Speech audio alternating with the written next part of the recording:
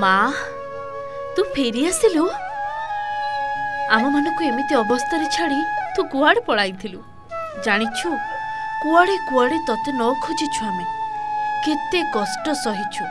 जिते बेले देह खराब हुए केही पचारिबा को आसंतिनी भारी कष्ट हुए दिन राति आमे भाई भौणी दीटा ठाकुर को केते न डाकिछु बार दुआर बुलिलु किंतु तू एबे फेरिछु आमे आजी भारी खुशी तू आसीगलु एबे आ किछि असुविधा हेब नाही समय रे आमे खाइबु आम दुख सुख रे तू एबे साहा हेबु माँ को जाबड़ी धरी कई कई हुई एभली किछि कही कही कांदुछंती पुओ झियो माँ ए शब्दटा केते जे मूल्यवान कथारे पा कहंती माँ नाही जहार साहा नाही ताहार आ 3 वर्ष अपेक्षा परे घर को जेतेबेले माँ फेरिछि ए पिला दीटांको उजड़ा संसार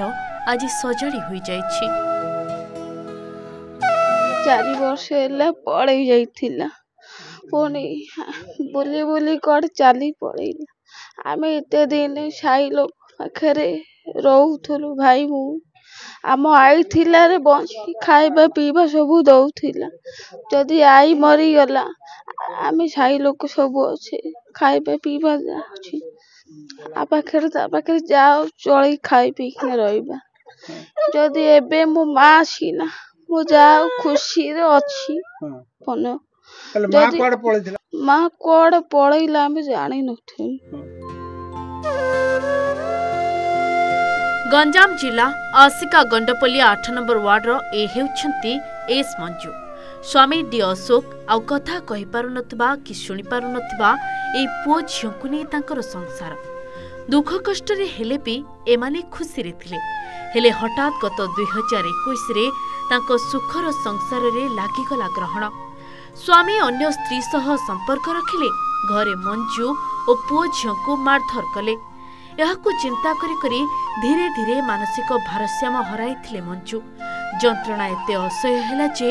पुओ झियकु घरे छाड़ी केवड़े निखोज होई गले बहु खोजिला परे मध्य मंजूको पता मिली नथिला हेले आजी दीर्घ 3 वर्ष परे हजिला माँ को फेरी पाइछंती 2 पिला आउ भो भो होई कांदी उठुछंती बसाला बासिला आपण मु देखिली सब बोल मु तो मु गई देबे आयो बोल मु आतेले बे बाबिल का गुते बाबिल मु आम गुटी बौसी बाबिल 30 बौसी गेड़ा आपण घर हली घर कर पाली कष्ट पातिला हम आई बड़ कहला मो खाए पेटी पुटुनी आम माँ मैं सब सार देले माँ मो नो असली करे मु एकला असली करे मो आगु पळेला माँ बाइला बाबू मो मुंडे आम एकली आम बापा देखला ना ए भाया अरदला बापा आखिर भाया देखला भाया अरदला ना कष्ट पड़ला बल्ल असला आपण पाके असले मानसिक संतुलन हराई मंजू भूलवशतः केरल चली जाइथिले हेले सेठारे श्रद्धा फाउंडेशन नामक स्वेच्छासेवी संगठन तांको उद्धार करितला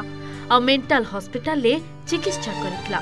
परे तांको ठारू घर ठिकाना नै संगठन तांको तांको घरे छाडिछि एबे भी मंजूको मानसिक संतुलन संपूर्ण ठीक नाही तेणु तांको परिवार को सहयोग करबा पई अंचलवासी अनुरोध करिसंती जाइए 10 वर्ष खंडे 10 वर्ष गोटे थर आसला पुणी आउ थे पलैला किए जानी पलैला तापर 4 वर्ष आसिल आम साई पड़िशा साहाय्य करी अजा मरीगला को साई पड़िशा साहाय्य करके से पिला दीटा को रखी पिलाटा कान टे शुभुनी पुअर आउ जहा से कथा कहूँ आमे भी बुझी पारुनी आ झीर भी कान शुभुनी एमती दुखरे चलुचंती किछि ना से पिलाटा खटिले खाइला नल ना खटिया को भी जाई पारुनी एमती आमे साइन को साहाय्य करके पिला जाको रखी माँ एबे आसिले 3 वर्ष पर कोर्ट से थिला आमे जानिनु 4-5 लोक हेइकरी तमर भलिया सामाजिया लोक जाका आनिकरी तांको छाड़ीकरी गले एस मंजू सी मुख बधिर एवं तांकर झियो गोटे पुओ गोटे